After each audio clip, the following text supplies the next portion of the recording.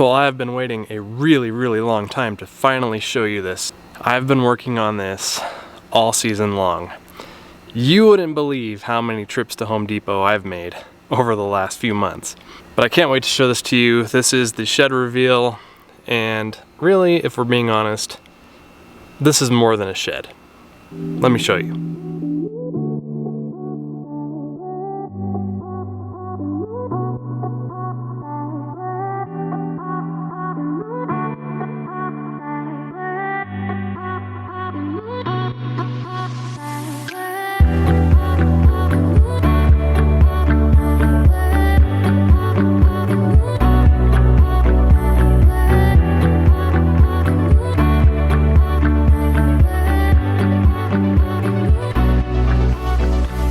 So here it is.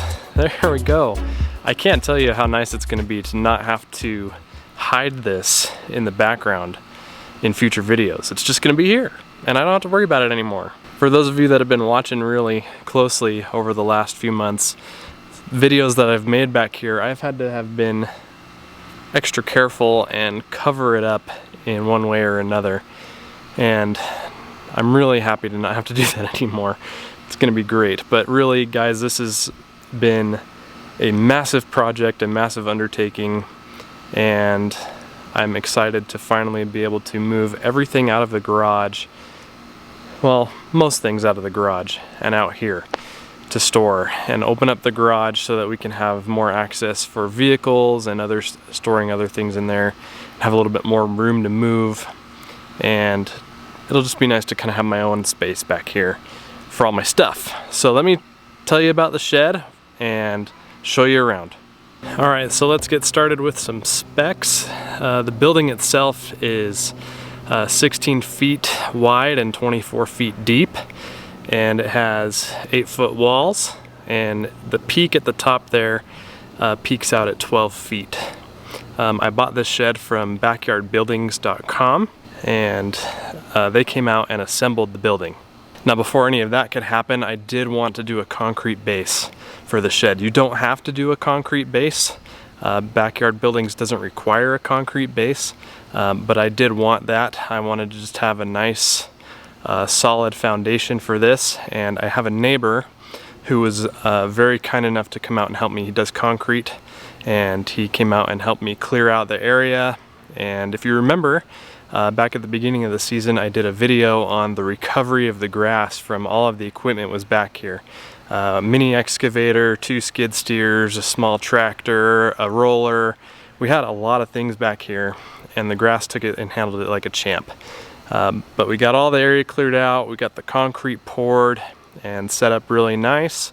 And then the guys from the Backyard Buildings company came out here, assembled the building. Then we were off to the races to get everything else done. Now, when you order your building online, they have a couple of different models that you can choose from, and they have a lot of add-on options that you can do, and really the sky's the limit. So I opted for a window, and this is what they classify as their large window, and I think it looks great. It definitely adds a little bit more character to the building, and when you're inside, it has a nice look out onto the putting green. Now, when I was ordering mine, I had thought that I had ordered a roll-up door, and came to find out when they came out here and put it together, that was not the case. I had planned for a roll-up door. I had this concrete ramp poured at 8 feet wide because I was planning on an 8-foot roll-up door, and I ended up with a traditional 6-foot wide double door. And I had asked them when I noticed that it was going in, and they said that I didn't order one. So that caused a little bit of a hiccup in the building plans, and after everything was finished, we started painting. And in the meantime, I went ahead and found someone to come out here, take the doors out, open up the gap to support this door, and then I had to order this door from a local garage door company, and they came out and put this in for me. Now, the nice thing about having a roll-up door is I don't have the doors coming out to the sides and beating on the structure when they're open, and I don't have a threshold that I have to maneuver equipment over as they're coming in and out of the building. It's just a nice smooth transition up the ramp and inside, and I think it looks better, and it's definitely more functional and looks a lot nicer in my opinion. Now, one of the cool things I got to do is I did keep the old doors, and my dad's next door neighbor is actually building a small shed, and I was able to just give those doors to him so that they didn't just go to waste. They actually got put to use, and he was really happy to have those, and I was happy to let him take those off my hands.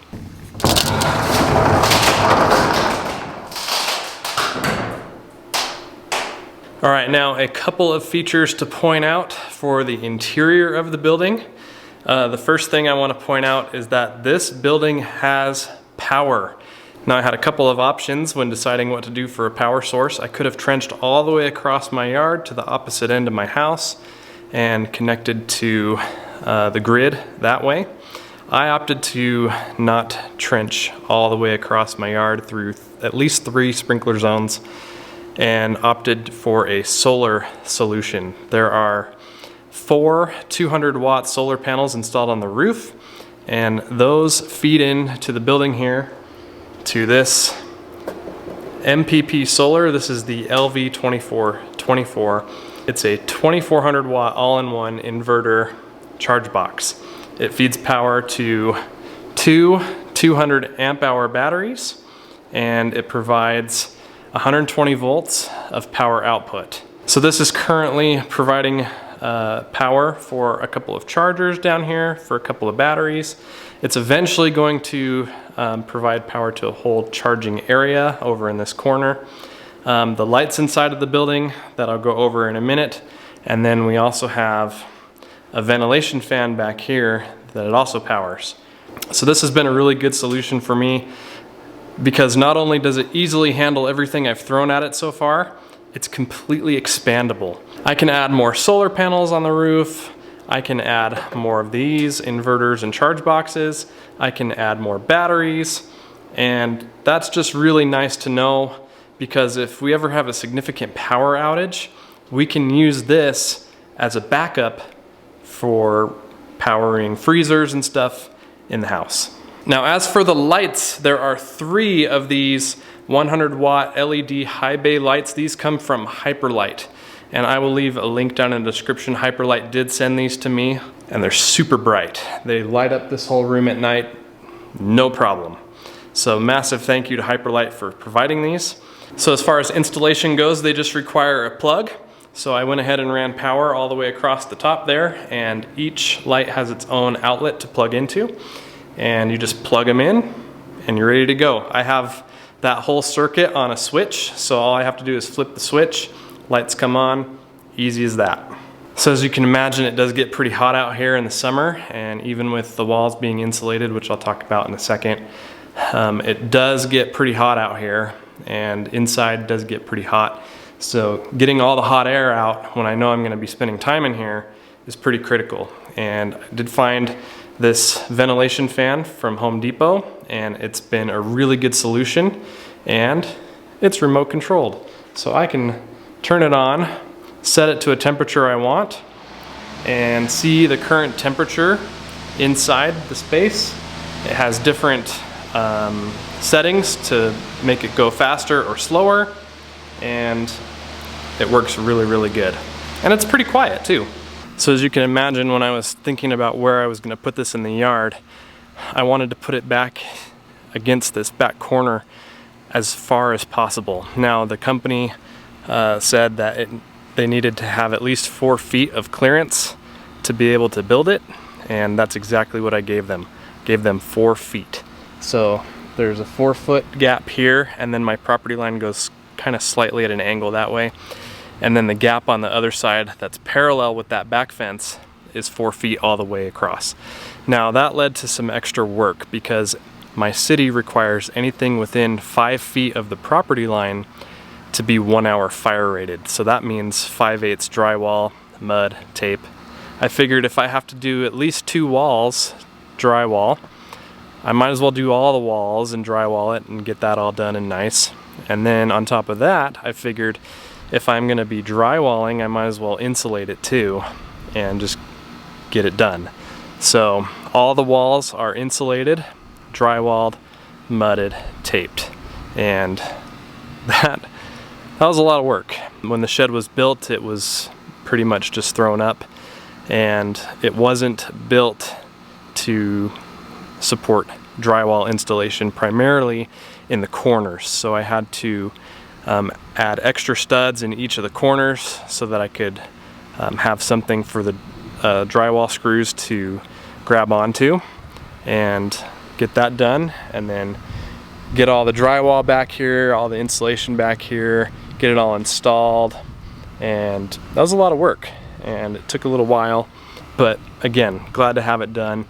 I did get a ton of help from my dad on all aspects of this, and it was really nice to have him out here and get some tips from him and get some extra help, because having another person out here to help me just gets it done a lot faster. Now, as for the paint, I did obviously go with a blue color with a white trim, and this is called Compass Blue, and the white is called Frost, and those both come from Behr, courtesy of the Home Depot. And I really like these colors. I always wanted to go with this color scheme here. I was looking at this shed on the website for a long time, and they had a image of it on the website, and it was very, very similar to this, and I thought that would be really cool to do, and I did it. So got those. The building came, the panels on the building, everything was already primed and ready for paint, so I just had to get the paint up there, and it took 2 coats for each color, and I think it looks fantastic. I'm really happy with it. It definitely stands out, and it complements the yard very nicely.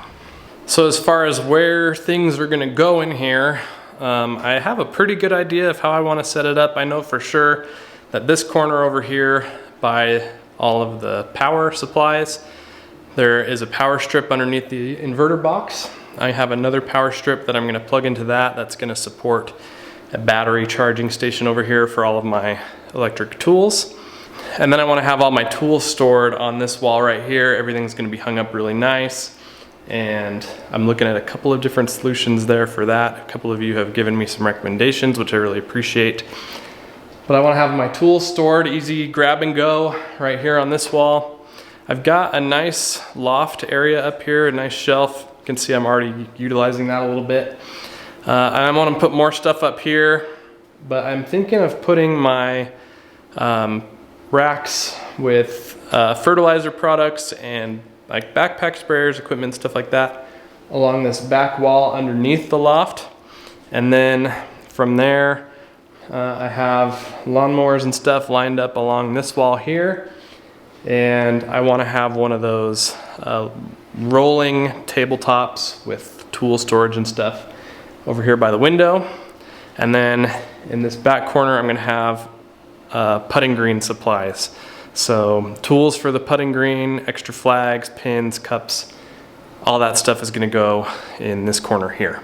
So as you can see, sprinkler coverage isn't perfect, and I've lost some grass on either side of the ramp here, and of course everything behind the building is dead too.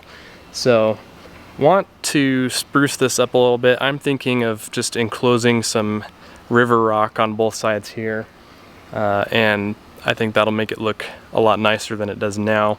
Not sure what to do over here. Maybe something similar. I just don't want the sprinkler to hit the building. There's a sprinkler for the putting green right here, and it comes all the way over to there and then throws back. So if you have any ideas, let me know. I'm open to that. So there you go. There it is. That is the shed, shop, storage building, whatever you want to call it. All I can say is I'm glad that we're finally here to this point, and I can finally share it with you. I hope you like it. I like it, and I think that's what matters the most. I like it. It's gonna solve some problems for me storage-wise. It's gonna meet some needs. This has been a long time coming. It's been a long process to get to where we are right now, and this is something that we've wanted to do since day one when we moved here, is have a place for all the tools and equipment to go.